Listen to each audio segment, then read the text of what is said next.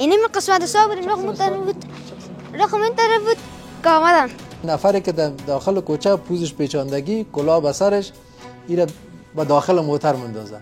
دبوجی که انداختن من را بردن در خانه. من نفهمیدم. میگفتن که با ما پول تیار کن اگه نه بچت از بین میره خون بچت بگردنه.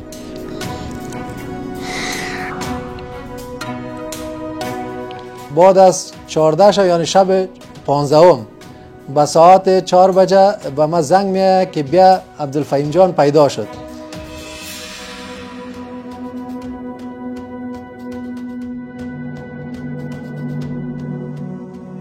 مرا یک مجاهد گرفت در مدارس برد گفت طرف جسدای جساینا که چشمه پد گرفت در کوچه کشید.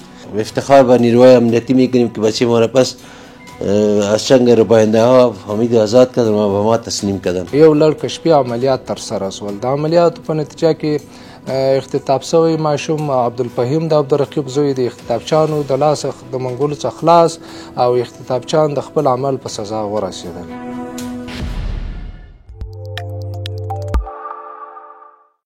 این من قسمت صابر رقم این طرف بود که آمدن. ماشوم عبدالفهیم له انسان تښتونکو سره کابو 15 ورځې د ژوند او مرګ ترمنځ تېرې کړې. خو د خلاصون د لویه شیبه کورنۍ او خپلوانو د خوښۍ په اوښکو داسې ولمانځله. امروز همین استاد کتاب پیش ازی بود ورق میداد که در اینجا صفحه همین درس امروز ما در این قسمت است. زمانی که ایره در موتر داخل میکنن همین بچه‌ای که امروز ازی به همسنفی فرار میکنه تا جای فرار میکنه میبینه که موتر حرکت کرد عبدالفهیم در موتر انداخت یاجل دویده میاد طرف خانه را خبر میساده که یک موتر سفید عبدالفهیم اختطاف کرد در موتر انداخت. یاد ماشوم د کابل ښار له 11مې حوزې په داسې حال کې وتښتول شو چې له کوره د ښوونځي په طرف روان و.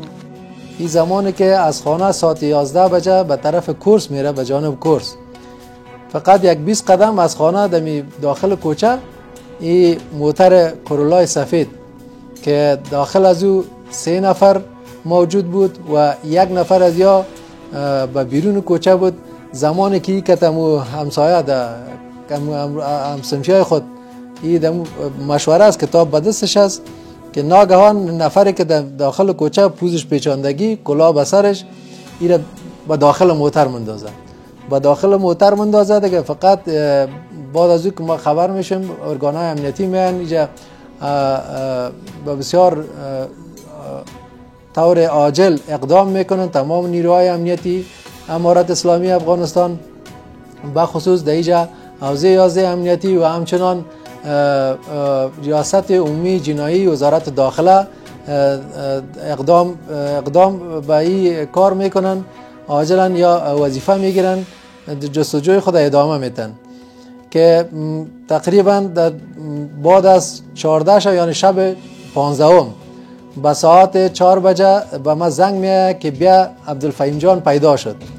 وزارت داخله رفتیم اونجا عبدالفهیم جان بر ما تسلیم کردن دیگه شکر فضل خدا از صحت خوب برخوردار است.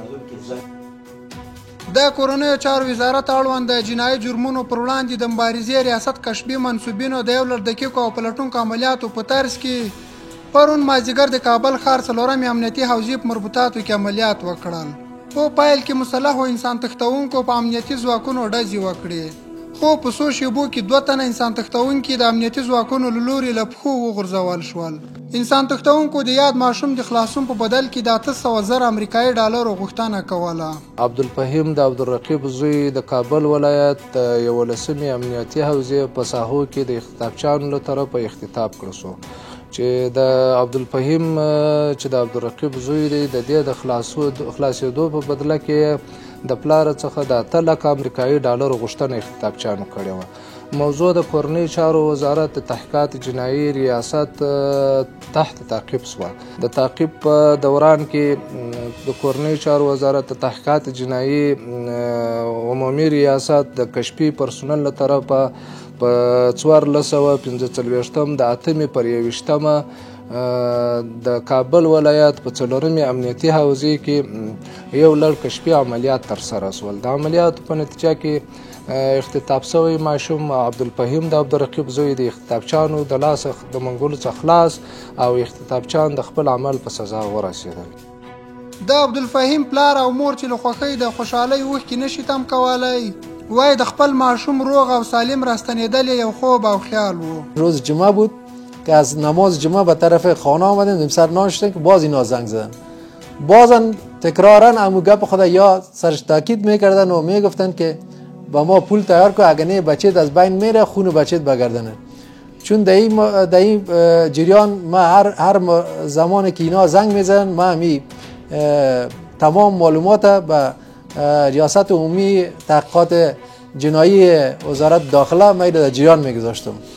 دیگه خوشبختانه با همکاری تمام نیروهای امنیتی بخصوص ریاست عمومی تحقیقات جرایم جنایی وزارت داخله، بچه‌ها که ما به دست ما آمد و کسایی که این اختطاف کرده بودن و به جزای اعمال خود رسیدن.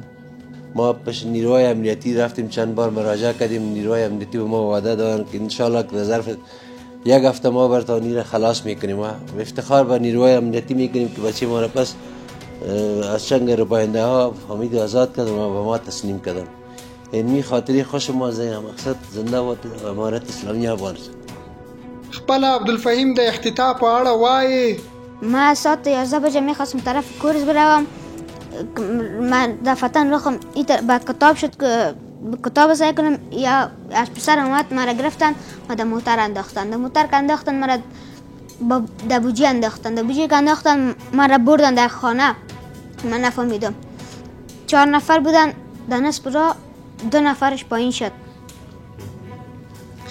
دیگه 2 نفرش امرا یک دریور امرا کسی که مرا آورد از کوچه اختطاف کرد امو بود.